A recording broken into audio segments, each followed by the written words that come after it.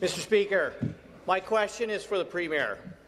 Last week, a report came out showing that the clean tech sector generates $35 billion of investment in 2017, representing 3% of Canada's GDP.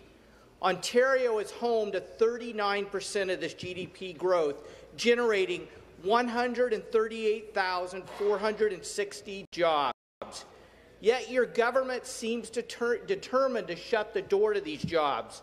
To date, the government has ripped up contracts for clean energy, cancelled retrofit programs helping people save money by saving energy, and now you're cutting programs that support job creation and innovation in clean tech.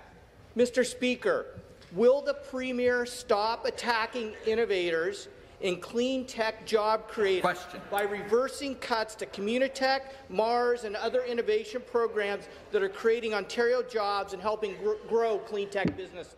Thank you. And again, remind members to make their comments through the chair. Questions to the Premier.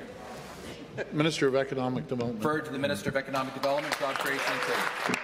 Thanks very much, Mr. Speaker. We as the new government here in Ontario have had to make a number of very difficult decisions over the last number of months since we've been here. But the one thing that I can tell you is that we're continuing to work with our partners in the clean tech sector. We're certainly working with our partners in the innovation sector. And when it comes to groups like Communitech or Mars, we've worked with them every step of the way. And the one thing that I will say, Mr. Speaker, is that they understand the challenges that our government is facing when it comes to the $15 billion deficit here in Ontario, and that everyone is going to have to work together to make sure that we're getting the end result that we all want, and that is that Ontario is on a fiscal financial footing. Because if we are fiscally responsible here in Ontario, if we're working with our partners in the innovation and tech sector to ensure that we're getting the outcomes that we want, we will continue to see the type of job growth that we have experienced over the last several months, Mr. Speaker. 170,000 jobs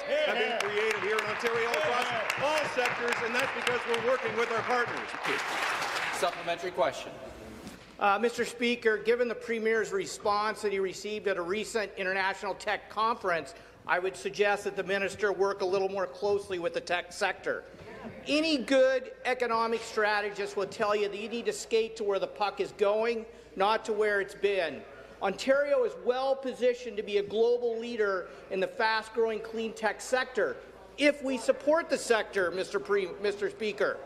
Supporting young people in the tech sector is key to our success, and it will also help tackle the high youth unemployment rate of 12%.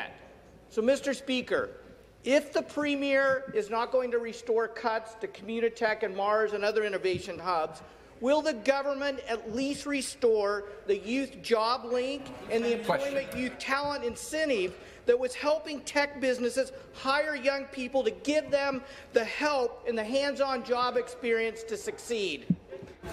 Questions when referred to the Minister of Economic Development, Job Creation and Trade. Thank you again, Mr. Speaker. I can tell you that we've been meeting with people who are working in the tech sector right now. Ontario is exploding, bursting at the seams when it comes to our tech sector jobs, Mr. Speaker, whether it's at Canada North, and I had the opportunity there where they're serious about tech with our Minister of Training Colleges and University, or this morning I was at a digital media creator, Mr. Speaker, where they're making video games that are being spread all around the world, Mr. Speaker. 65 jobs right now at the company that I was at this morning, headed for 250 jobs in the next couple of years. And you know why they're expanding, Mr. Speaker? They're expanding because the government has tax incentives in certain areas, but we're also creating an environment where they can be successful by reducing red tape, working with my colleague here, the Minister of Government and Consumer Services, to make sure that we're changing procurement in Ontario so that we can be extremely successful and continue to see the type of growth in the tech sector that we want to see. Thank you very much.